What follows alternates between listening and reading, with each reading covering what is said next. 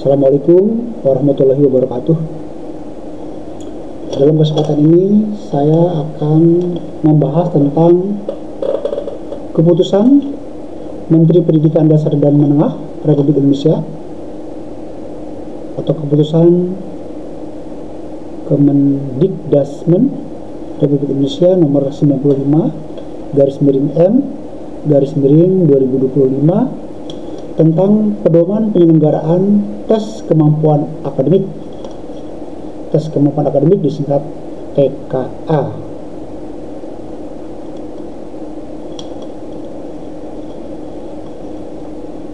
Kita cari yang berkaitan dengan SMA ya, dan poin-poin yang penting ya, dan beberapa yang lain kita lewat saja. Bab 1 pendahuluan, latar belakang dalam rangka memberikan pendidikan yang bermutu dan berkeadilan bagi setiap warga negara sebagaimana diatur dalam Undang-Undang Dasar Negara Republik Indonesia tahun 1945 serta menjamin adanya tes terstandar yang objektif dan terukur secara nasional tentang pemenuhan standar kemampuan akademik bagi murid mengacu pada standar nasional pendidikan. Perlu disusun suatu kebijakan nasional yang mengatur penilaian terstandar. Selanjutnya, untuk memberikan petunjuk teknis mengenai penyelenggaraan tes kemampuan akademik atau TKA yang dilaksanakan secara objektif, transparan dan akuntabel dan terstandar, perlu diterbitkan pedoman penyelenggara tes kemampuan akademik.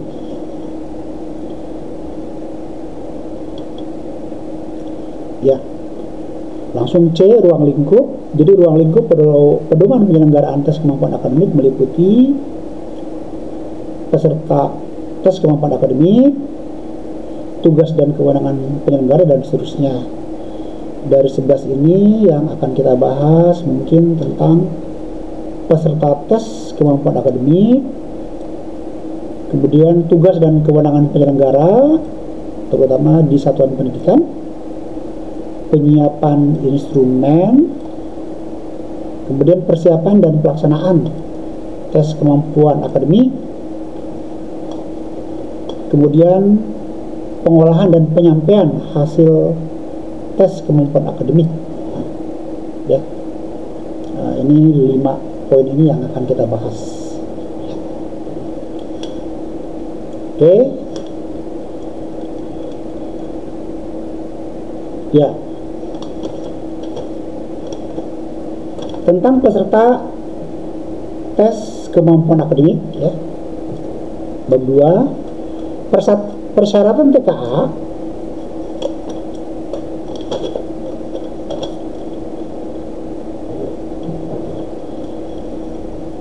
Jadi murid jalur pendidikan formal, non formal dan informal yang memiliki nomor induk siswa nasional atau NISN valid dan aktif pada satuan pendidikan ya, ini syaratnya.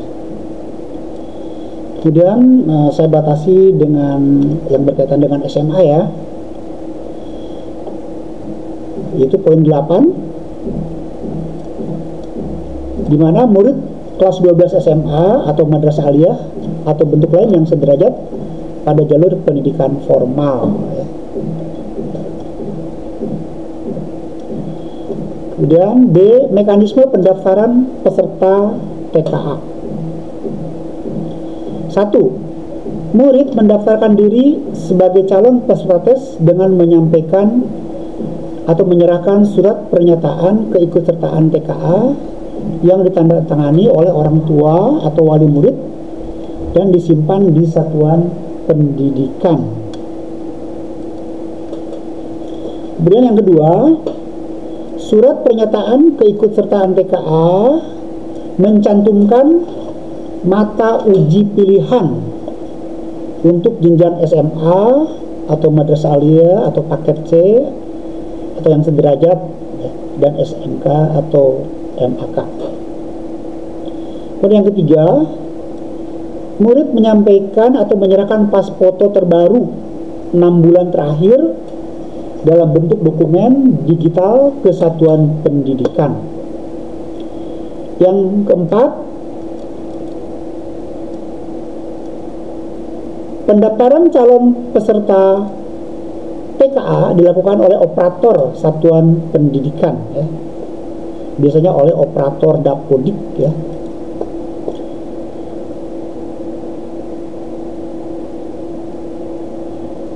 Kemudian nomor 5, Dinas Pendidikan Provinsi atau kantor wilayah Kementerian Agama, Dinas Pendidikan Kabupaten Kota, dan kantor Kementerian Agama Kabupaten atau Kota sesuai kewenangannya menerbitkan daftar nominasi sementara atau DNS untuk dilakukan verifikasi dan validasi data calon peserta TKA oleh satuan pendidikan. Kemudian nomor 6-nya, calon peserta memverifikasi biodata SD garis miring madrasah ibtidaiyah garis miring paket A garis miring sederajat, SMP madrasah sanawiyah paket B atau sederajat, ya. Kemudian yang nomor 7-nya, calon peserta memverifikasi biodata dan mata uji pilihan SMA garis miring madrasah aliyah garis miring paket C sederajat dan SMK atau MAK pada lembar DNS daftar nominasi sementara. Nomor 8, Kepala Satuan Pendidikan menandatangani surat pernyataan tanggung jawab mutlak atau SPTJM bermaterai, dibubuhi stempel Satuan Pendidikan dan diunggah ke laman PKA setelah data DNS divalidasi oleh Kepala Satuan Pendidikan dan tidak ada perubahan. Nomor 9, Dinas Pendidikan Provinsi atau cabang Dinas Pendidikan Kantor Wilayah Kementerian Agama, Dinas Pendidikan Kabupaten atau Kota, dan Kantor Kementerian Agama Kabupaten atau Kota sesuai kewenangannya memvalidasi SPTJM yang telah diunggah di laman PKA. Nomor 10, Dinas Pendidikan Provinsi dan Kantor Wilayah Kementerian Agama sesuai kewenangannya melakukan penomoran peserta setelah SPTJM divalidasi melalui laman pendataan. 11, Dinas Pendidikan Provinsi garis miring atau cabang Dinas Pendidikan Kantor Wilayah Kementerian Agama, Dinas Pendidikan Kabupaten Kota, dan Kantor Kementerian Agama Kabupaten atau Kota sesuai kewenangannya menerbitkan dan mendistribusikan DNT atau daftar nominasi tetap ke Satuan Pendidikan setelah penomoran peserta melalui laman pendataan. 12, Dinas Pendidikan Provinsi dan atau cabang Dinas Pendidikan Kantor Wilayah Kementerian Agama, Dinas Pendidikan Kabupaten Kota, dan Kantor Kementerian Agama Kabupaten Kota sesuai kewenangannya menerbitkan kartu peserta dan mendistribusikan kepada calon peserta TKA melalui Satuan Pendidikan.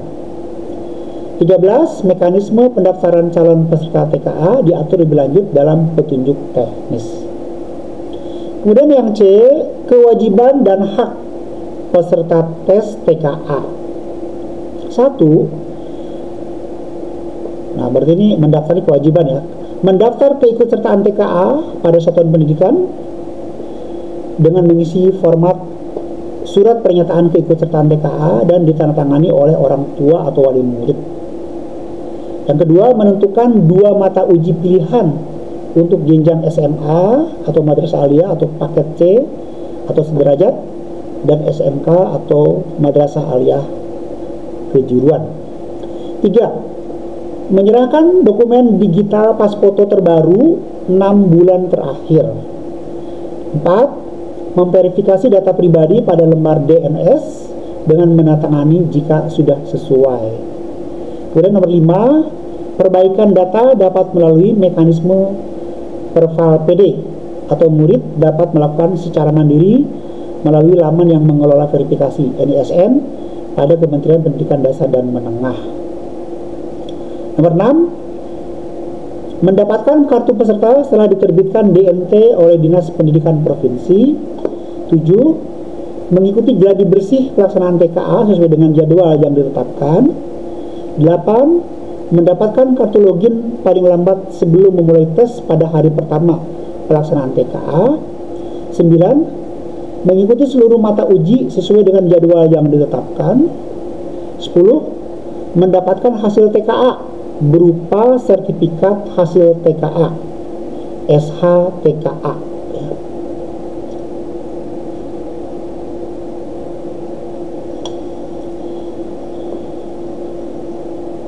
Ya, nomor D-nya kita lewat.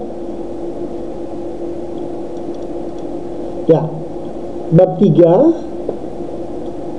kita langsung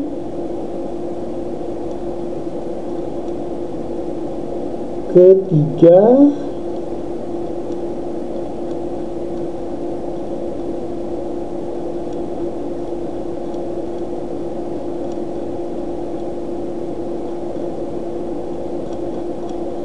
Langsung ke 3D ya, yaitu pelaksana tingkat sekolah, tingkat satuan pendidikan.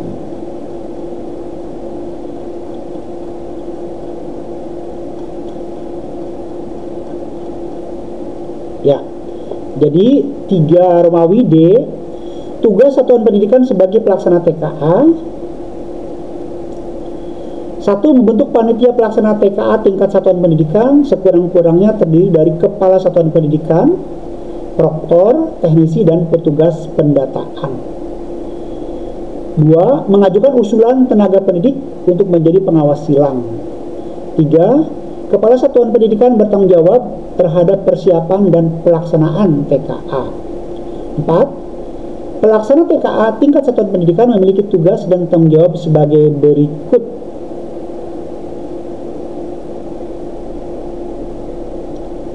Kita lewat ya, kita lewat banyak sekali ya. Bab 4, penyiapan instrumen.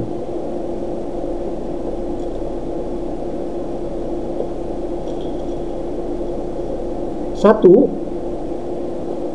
ya, A. Instrumen TKA. 1. Kerangka asesmen TKA ditetapkan oleh kementerian. 2.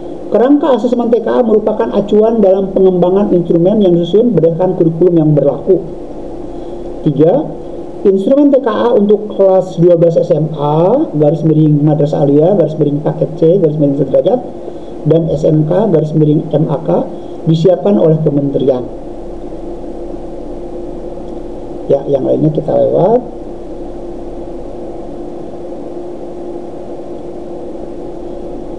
Ya, langsung nomor 11. Mata uji TKA untuk kelas 12 SMA, garis miring Madrasah Aliyah, garis miring paket C, garis miring sederajat, dan SMK, garis miring MAK, serta kelas 13 SMK, program 4 tahun, terdiri atas ya. A. Bahasa Indonesia. B. Matematik. C. Bahasa Inggris. Dan D. Mata pelajaran pilihan. Nah, mata pelajaran pilihan ini ada 14 pilihan mata pelajaran pilihan ya. Kita sebutkan satu persatu. 1. Matematik lanjutan. 2. Bahasa Indonesia lanjutan. 3. Bahasa Inggris lanjutan. 4. Fisika. 5. Kimia. 6. Biologi. 7. Ekonomi. 8. Sosiologi. 9. Geografi. 10. Sejarah. 11. Antropologi. 12. PPKN atau Pendidikan Pancasila. 13. Bahasa Arab. 14. Bahasa Jerman.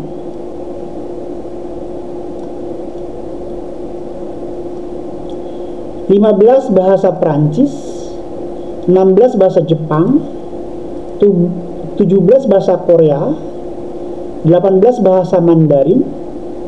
19. Produk garis miring proyek kreatif dan kewirausahaan.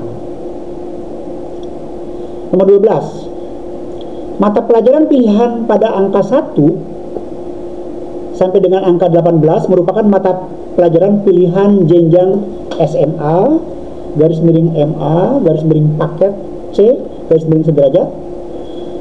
Peserta memilih sebanyak 2 mata pelajaran. ya. Jadi 1 sampai 18 sekali lagi, kecuali yang 19 ini ya, produk atau proyek kreatif dan perusahaan, itu adalah untuk pilihannya jenjang SMA, MA, paket C sederajat, peserta memilih sebanyak 2 mata pelajaran ya, 1 sampai 18 dipilih. Ya, sedangkan untuk nomor 18 ini kaitannya dengan nomor 13 yaitu SMK atau MK ya. Mata pelajaran pilihan untuk jenjang SMK atau MAK sebagai berikut.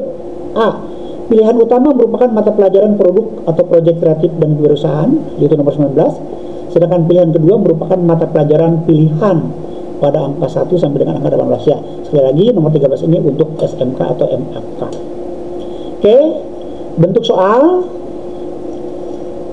Bentuk soal TKA adalah soal objektif atau pilihan ganda dan pilihan ganda kompleks.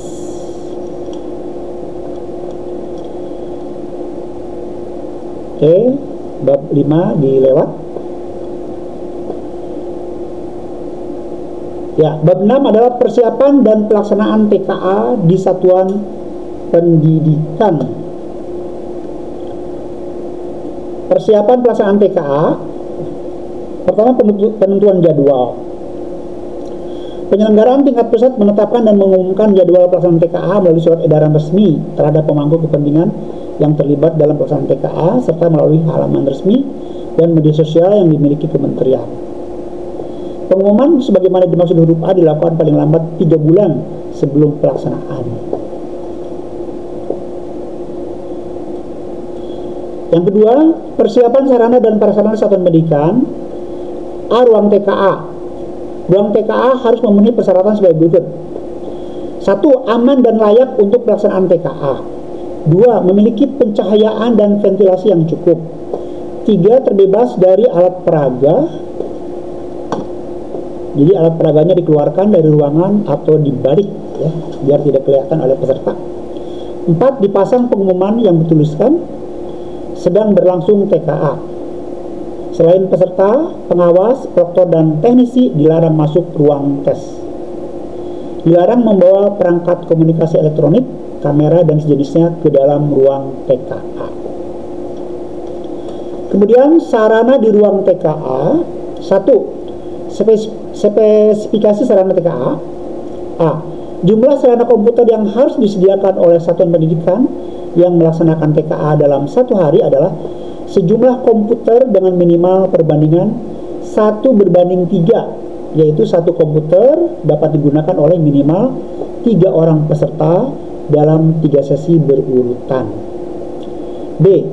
Komputer peserta disediakan sesuai dengan jumlah peserta terbanyak pada sesi di hari pelaksanaan, ditambah dengan komputer cadangan. C.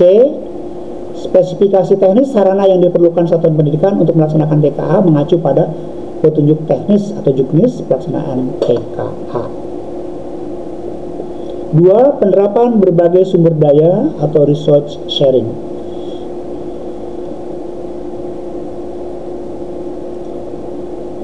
Ya, ini kita lewat. C. Sistem TKA, penyiapan sistem TKA di satuan pendidikan. 1. Menggunakan sistem asesmen berbasis komputer. B. Moda pelaksanaan dipilih antara moda daring dan semi daring. 3. Komputer jaringan internet dan instalasi aplikasi disiapkan paling lambat 30 hari kalender sebelum waktu pelaksanaan TKA. 4. Simulasi dan gladi bersih dilaksanakan sesuai dengan waktu yang diatur oleh kementerian. 5. Daftar hadir dan kartu login untuk pelaksanaan TKA dicetak paling lambat 1 hari sebelum waktu pelaksanaan TKA. Persiapan sumber daya manusia. A. Sumber daya manusia terdiri atas 1. Petugas pendataan, 2. Proktor, 3. Teknisi, dan 4. Pengawas. Proktor dan teknisi merupakan pendidik atau tenaga kependidikan pada satuan pendidikan, sedangkan pengawas merupakan pendidik pada satuan pendidikan. Ya, jadi kalau pengawas harus guru ya. Kalau proktor dan teknisi boleh guru, boleh pegawai. B. Persyaratan sumber daya manusia. Ya, ini dilewat ya, kita lewat.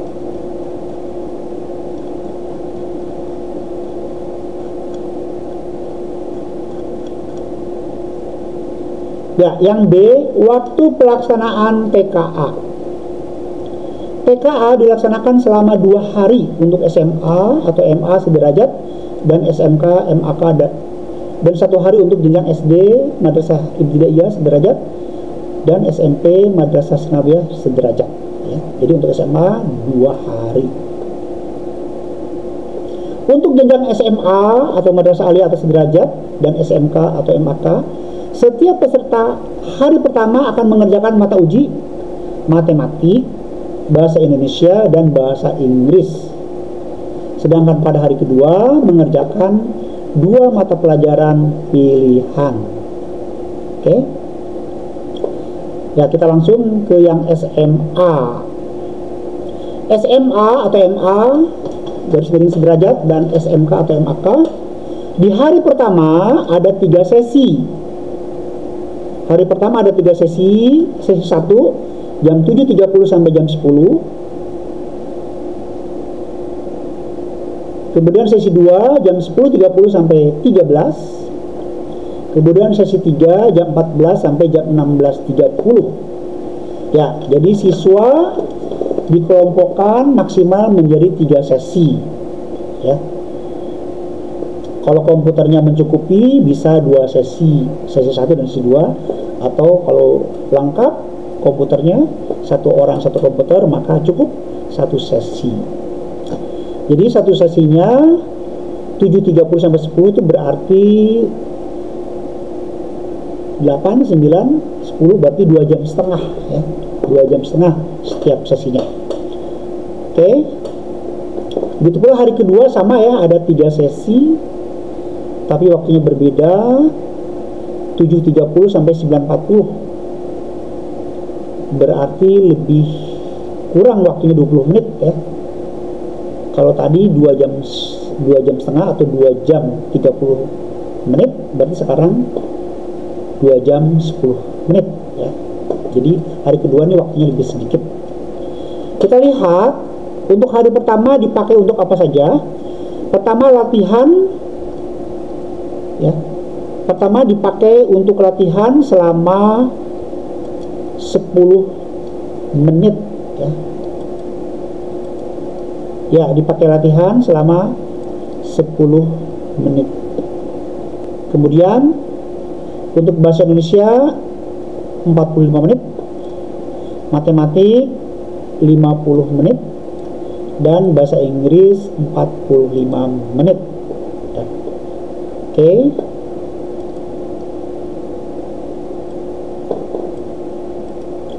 Kemudian pada hari kedua latihan 10 menit.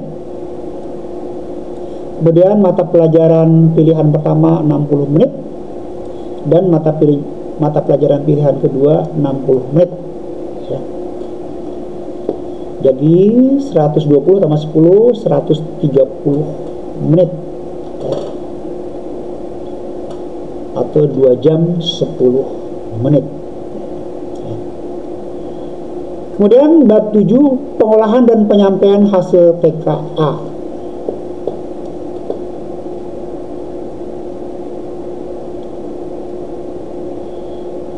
Ya, ini kita lewat. Ya, yang B, penskoran hasil TKA.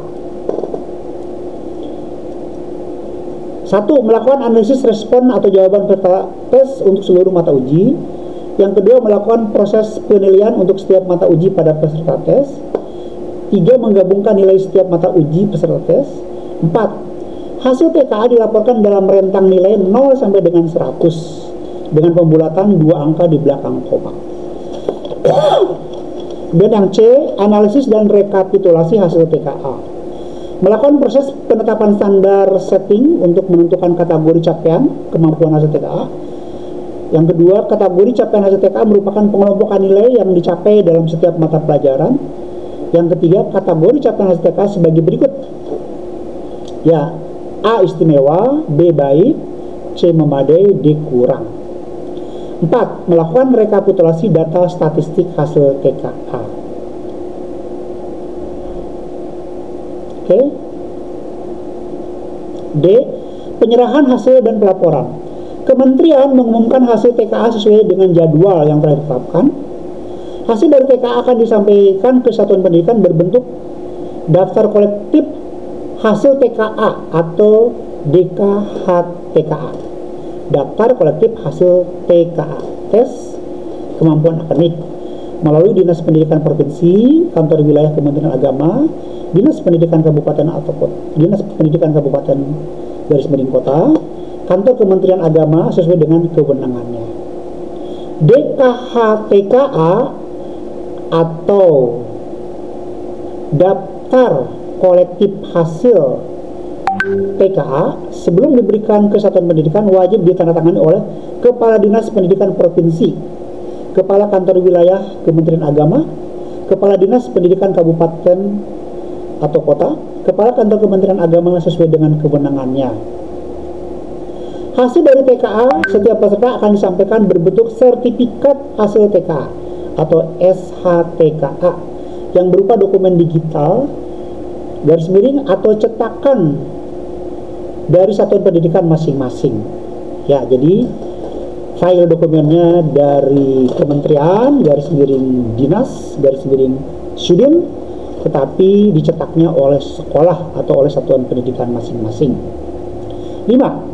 Dinas Pendidikan Provinsi, Kepala Kantor Wilayah Kementerian Agama, Kepala Dinas Pendidikan Kabupaten Kota, Kepala Kantor Kementerian Agama sesuai dengan kewenangannya memantau proses pembagian SHTKA ke peserta dari satuan pendidikan. 6. Salinan sertifikat hasil TKA SD Madrasah Ibtidaiyah sederajat, SMP Madrasah Sanawiyah sederajat, SMA Madrasah Aliyah sederajat, dan SMK dan Madrasah Aliyah kejuruan yang selanjutnya disebut salinan adalah dokumen arsip digital yang disimpan di kementerian melalui unit pelaksana asesmen. 7. Salinan sertifikat hasil TKA SMP garis miring Madrasah Sanawiyah sederajat, SMA Madrasah Aliyah sederajat, dan SMK Madrasah Aliyah kejuruan yang selanjutnya disebut salinan SHTKA adalah dokumen arsip digital yang disimpan di pemerintah daerah provinsi atau kantor wilayah Kementerian Agama.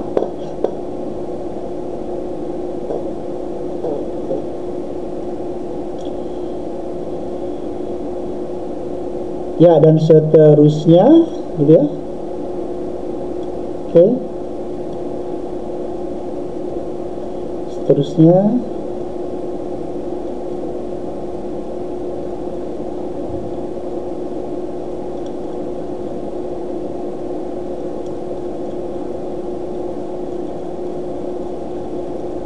ya, ini bisa dibaca sendiri tentang tata tertib dan pelanggaran. Demikianlah pembahasan kita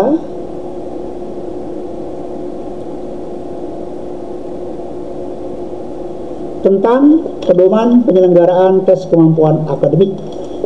Semoga dapat bermanfaat bagi kita semua. Terima kasih. Assalamualaikum warahmatullahi wabarakatuh.